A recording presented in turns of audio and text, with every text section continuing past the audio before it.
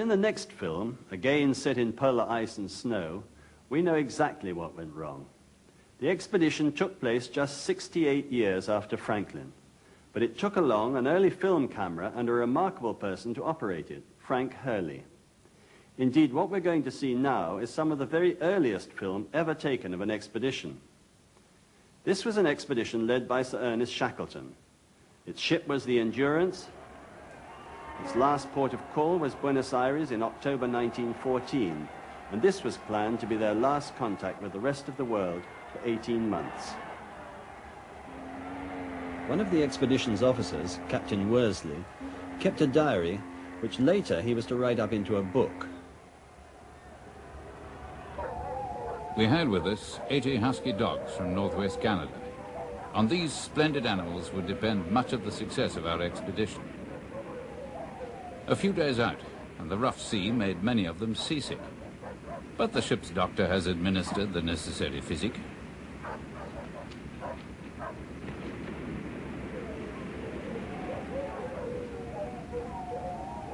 Shackleton was now in his element. He had seen service with many polar expeditions, and his knowledge of the Antarctic was perhaps greater than that of anyone else.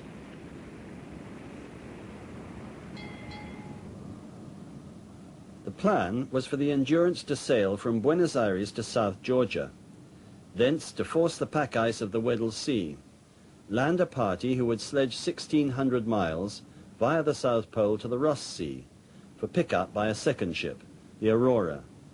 That was the plan.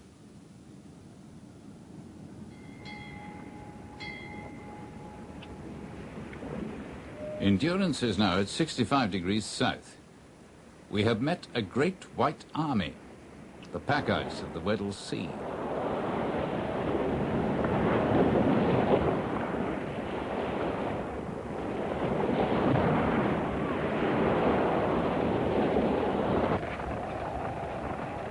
The pictures were taken by Frank Hurley, who had rigged a platform out from the bowsprit, but obviously there were two cameras aboard.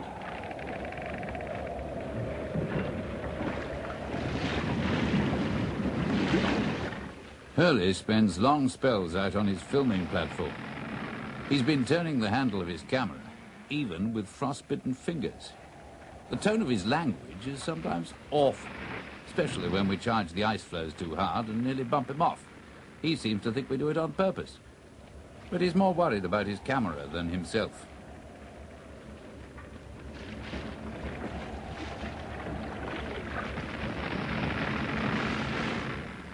The ice here is about 3 or 4 feet thick, but Endurance was specially strengthened for working her way through these waters. At her bows, she had 10 feet of solid oak and a sheet of steel all along the waterline. The sawing effect of pack ice is so heavy, it would cut through the sides of an ordinary wooden vessel in a very short time. The man at the wheel followed the course shouted down to him from the lookout, and for 29 days they crashed, pushed and wriggled the ship through the ice. When we find a clear channel, formidable mountains of solid ice tower on either side of the ship. These icebergs sometimes stand more than 300 feet above the surface. And for every foot above, there are 6 below.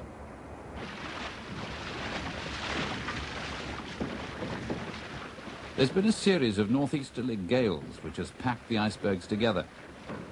And this time it seems Endurance cannot break through.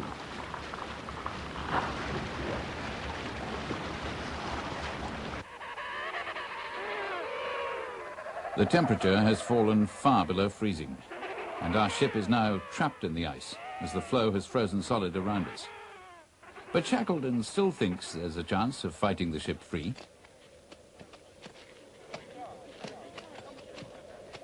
The Endurance was frozen in on January the 18th, 1915, 4 months after setting out from Buenos Aires.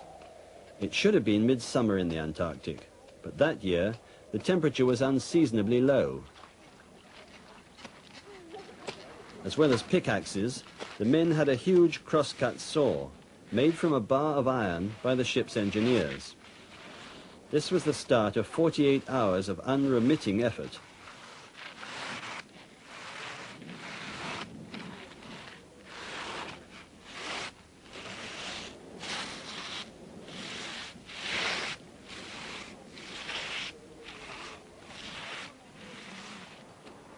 About 400 yards of heavy ice blocked the Endurance from the open water. Any small opening the men made froze over again almost immediately. The loose lumps of ice had to be pushed out of the way so that the ship could deliver a strong splitting blow to the berg itself. Once the channel has been prepared, the ship is pushed back so that it will have room to get up as much speed as possible.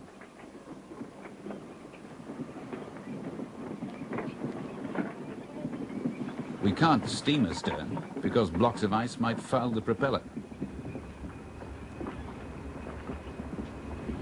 There comes a moment of tense excitement to see what will be the result of all our labour. The ship is put full speed ahead of the weakened ice.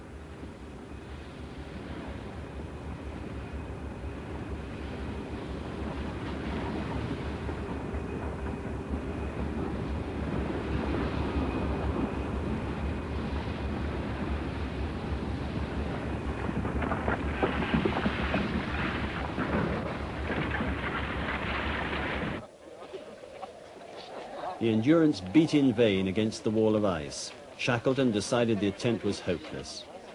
For the next 10 months, the ship and all her company would remain locked in the ice, drifting wherever the ocean currents took them, living as best they could on their floating island.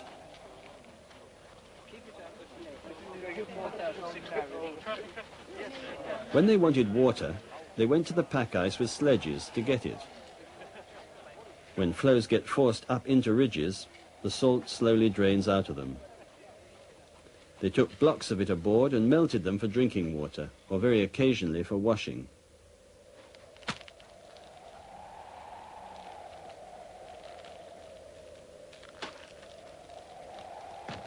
Down below, we call it the Ritz Hotel.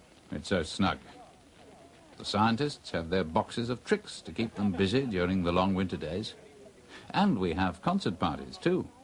The real heroes are the men who take the women's parts. They've shaved off their beards for the sake of art. Others are kept busy replenishing the larder with strips of frozen seal meat, which looks like chunks of timber. Owing to Shackleton insisting that all hands must eat plenty of fresh meat, there has been no scurvy whatsoever in the party.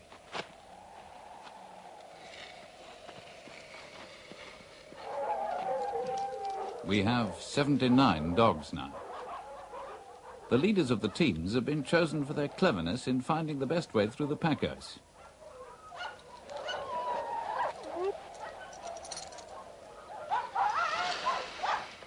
The dogs love work because it is the only exercise we dare let them have. And the teams are powerful enough to pull over 1,000 pounds.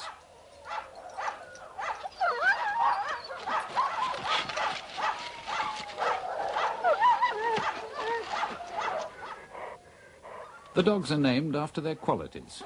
Shakespeare because he's so clever, Samson because he's so big.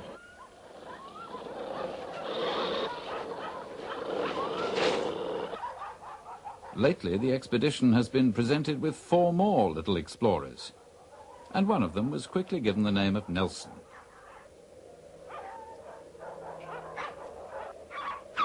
Later, they'll have to work for their seal meat and penguin broth like the older dogs. But to start with, everyone swears that everything in the eatable line that is missing from our table has been stolen to feed the puppies.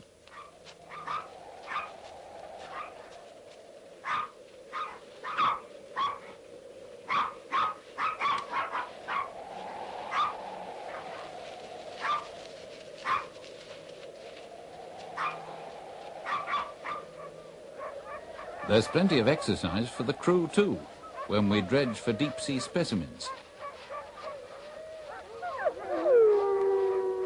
The wire line goes over the men's shoulders, up to a pulley on the ship, and down to the dredge. We raise it at about 2.5 miles per hour, the dredge emerging from a depth of 3,300 feet.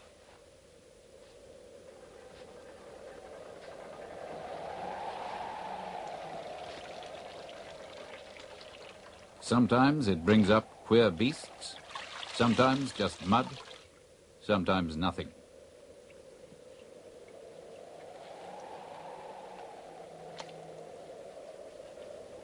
When the sun peeps over the horizon, or the moon shines brightly enough, the Antarctic wanderers meet the polar stars with the light of battle in their eyes.